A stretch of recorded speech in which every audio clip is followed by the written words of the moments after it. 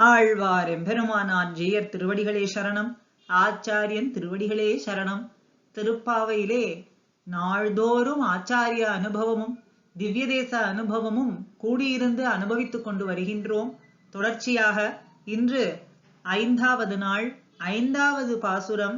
மாயனை மண்ணு வட மதுரை மைந்தன் ஆயர் குலத்தினில் தோன்றும் அணிவிளக்காகவும் இருக்கக்கூடியவன் என்ன நாச்சியார் எம்பெருமான் கண்ணனை நோக்கி மங்களாசாசனம் செய்கின்றாள். ஆச்சாரிய அனுபவத்திலே இன்று நாம் பார்க்க போவது ஆயர் குலத்தினில் தோன்றும் அணிவிளக்காக ஆச்சாரியரும் ஆவார் அப்படின்னு. அணிவிளக்குன்னு சொன்னால் அணையாத விளக்கே அணிவிளக்கு. அப்படி அணையாத விளக்கு எது?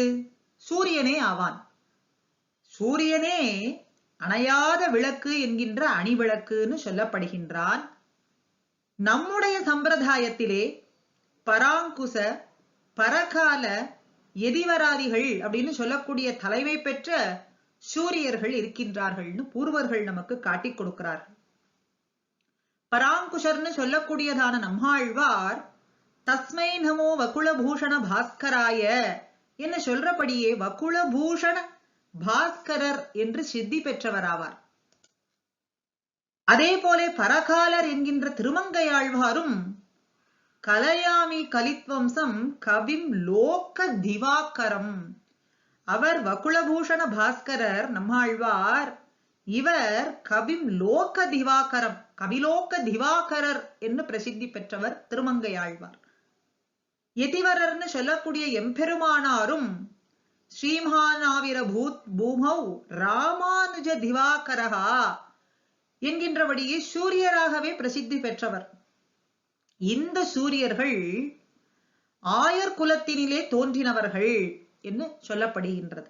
அதாவது ஞானஹீனர்களாய் ஆச்சார சூன்யர்களாய் பசுப்பிராயர்களான நாம் பிறந்த இந்த குலங்களிலேயே அவர்களும் பிறந்து ஞான ஒளி விளக்கம் பெற்றார்கள். அப்படிங்கிறதுனாலே ஆயர் குலத்தினிலே தோன்றினவர்கள், அணிவிளக்காய் விளங்கக்கூடியவர்கள் அப்படின்னு சொல்றதுல தட்டில்லைன்னு காட்டிக் கொடுக்கிறார்கள். ஞானஹீனர்களான நாம் பிறந்த குலத்திலேயே நம்மோடு சேர்ந்து நம்மையெல்லாம் உய்விக்கும்படிக்கு வந்து தோன்றினவர்கள். அப்படிங்கிறதுனாலே ஆயர் குலத்தினிலே தோன்றினவர்கள். எப்படி கண்ணன் எம்பெருமான் ஆயர்களோடு ஒரே இடமாய் விளங்கும்படிக்கு தோன்றினானோ, தோன்றி அவர்களை எல்லாம் ஓய்வு பெறும்படிக்கு செய்தானோ, அனுகிரகம் பண்ணினானோ, அவர்களை ரட்சித்தானோ, அதுபோல ஆச்சார சூன்யர்கள் நாம், ஞானஹீனர்கள். அப்படி நாம் பிறந்த குலங்களிலேயே பிறந்து ஞான ஒளி விளக்கம் பெற்றார்கள். அப்படிங்கிறதுனாலே இந்த ஆச்சாரியர்கள் எல்லோருமே ஆயர் குலத்தினிலே தோன்றும் அணிவிளக்காய் விளங்கக்கூடியவர்கள் அப்படின்னு தெரிகின்றது. ஆக ஆச்சாரியனாய் ஆயர் குலத்தினிலே தோன்றும் அணிவிளக்காய் விளங்குகின்றார்கள் என்று பராங்குஷ பரகால எதிவராதிகள் தொடங்கி அத்தனை ஆச்சாரியரும் விளங்குகின்றார்கள் அப்படின்னு தெரிகின்றது.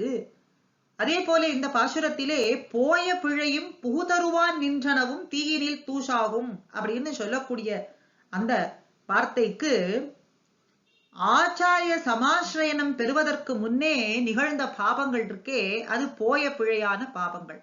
போய பிழை. ஆச்சாரியனை அடிபணிந்த பின்பு நாம் புத்திபூர்வமா பாவங்கள் செய்வதற்கு பிரசக்தியே கிடையாது. ஆச்சாரியனை அடைவதற்கு முன்னே நாம் செய்த பாவங்கள் எல்லாம் போய பிழைன்னு சொல்றார். ஆச்சாரியனை அடிபணிந்த பிறகு புத்திபூர்வமா நாம் பாவங்கள் செய்வோமான்னா அதுக்கு வழியே கிடையாது.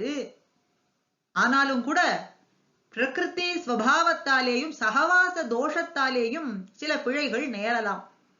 அவை பூதருவான் நின்ற பிழைகள்னு காட்டுறாராக. 2 விதமான பிழைகள். போய பிழை, புகுதருவான் நின்ற பிழை.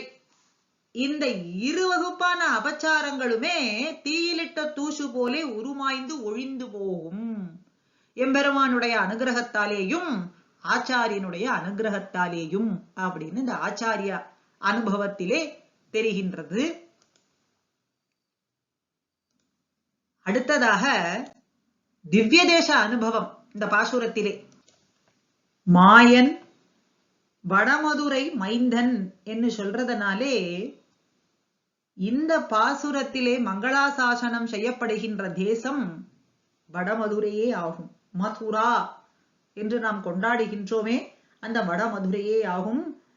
மண்ணின் பாரம் நீக்குதற்கே வடமதுரை பிறந்தான்னு ஆழ்வார் மங்களாசாசனம். இந்த மண்ணினுடைய பாரத்தை நீக்குவதற்காகவே கண்ணன் எம்பெருமான் அர்ச்சா ரூபமாக மதுராவிலே அவதாரம் பண்ணான்னு. இப்படி அவன் பிறந்ததனாலே ஏத்த மாத்திரம் அல்ல, ஆழ்வார்களும் இந்த திவ்ய தேசத்தை மங்களாசாசனம் செய்திருக்கிறார்கள். வடமதுரை பிறந்தவன் அப்படின்னு அவனுடைய அர்ச்சை விபவத்திலிருந்து அர்ச்சையை கொண்டாடும்படியா இருக்கக்கூடியதான திவ்ய தேசம் அப்படின்னு இந்த திவ்ய தேசத்துக்கும் ஒரு ஏற்றம். அத்தனை ஆழ்வார்களும் கிருஷ்ணானுபவத்திலே திளைத்திருந்த ஆழ்வார்கள் எல்லோருமே இந்த வடமதுரையை அப்படி உருகி எமக்காகவே நம்மை உய்விக்கும் காரணமாகவே பொருட்டு எம்பெருமான் அவதாரம் செய்தானேன்னு இந்த திவ்ய தேசத்துக்கு ஏற்றமாய் சொல்றார். அப்படி வடமதுரை மைந்தனாய் தோன்றினவன் யமுனை துறைவன் ஆவான். ஆயர் குலத்தினில் என்றும் அணிவிளக்கா இருக்கக்கூடியவன் தாமோதரன். அவனுக்கு இருக்கக்கூடிய அடுத்த நாமத்தையும் இந்த இடத்திலே காட்டுறாள். எத்தனை நாமம்! வடமதுரை மைந்தன், யமுனை துறைவன், ஆயர் குல அணிவிளக்கு, தாமோதரனாய் இருக்கக்கூடியவனான எம்பெருமான்னா அவ்வளவு அவனுடைய சௌலபியத்தை காட்டிக்கொண்டு இங்கே எழுந்தருளி இருக்கான். மற்ற நிலைகளிலே அவனுடைய சௌலபியத்தை அனுபவிக்க முடியுமான்னா முடியாது. அப்படி சௌலபியமே நீர்மையே அனுபவிக்கும்படியாக அத்தனை பேரும் அனுபவிக்கும்படியாக வந்து தோன்றினவன். அப்படிப்பட்டவனை நாம் வாயினாலே பாட வேண்டும், மனசினாலே சிந்திக்க வேண்டும். அப்படி செய்தோம்னா இருவகையான பாவங்கள் போய பிழை புகுகின்ற பிழைகள் எல்லாமே தீர்ந்து போகும்னு சொல்றார் ஆண்டாள். இதையே நாம் ஆச்சாரிய அனுபவத்திலேயும் எடுத்துக்கொள்ளலாம். ஆயர் குலவான நம் போன்றவர்கள் அவதரித்த குலத்திலேயே தோன்றி நம்மை உய்விக்கும்படியாக தங்களுடைய திருநாவீறு கொண்டு சத் உபதேசங்களையே செய்யக்கூடியவரான ஆச்சாரியர்கள் அணிவிளக்காய் திகழக்கூடியவர்கள். அப்படிப்பட்ட ஆச்சாரிய நாமத்தையும் அவருடைய பிரபாவங்களையும் வைபவங்களையும் வாயினாலே பாடி மனசினால் சிந்திக்க இருவகையான பாவங்கள் தீயிலிட்ட தூசு போலே பஞ்சு போலே தூசாக மாறி போகும் அப்படின்னு நமக்கு காட்டி கொடுக்கிறார்கள்.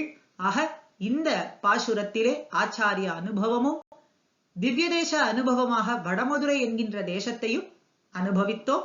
அடுத்த திவ்ய தேசமும் ஆச்சாரிய அனுபவமும் அடுத்த பாசுரத்திலே. ஸ்ரீமதே ராமானுஜாய நமஹா.